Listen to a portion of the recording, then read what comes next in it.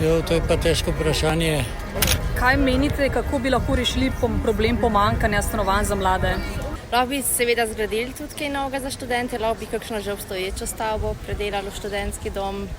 Tudi nasplošno za mlade je veliko opcij v mestu, stanovanj, ki so prazna, ampak so pač prazna, zato ker so ljudje tako narejeni. Velike Airbnb-ja.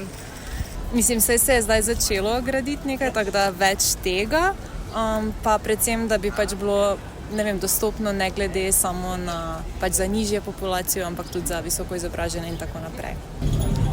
Če bi znižali cene najemnin, pa tudi če bi se več zgradilo pač teh blokov za mlade in študentskih domov. Mogoče, da bi bolj ugodno oddajala, da ne bi bile tako visoke najemnine. Zasebniki tudi oddajajo, pa je pač to problem, ker so previsoke najemnine.